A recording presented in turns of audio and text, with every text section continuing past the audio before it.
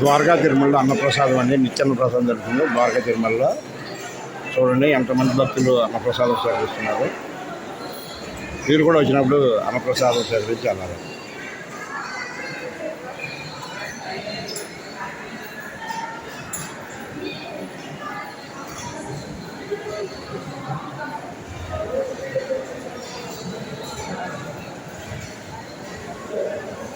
ఏడుకొండవాడ Venkamma Govinda Govinda Govinda Govinda Govinda Govinda ఆపద్బాంధవ అనారక్షక Govinda Govinda.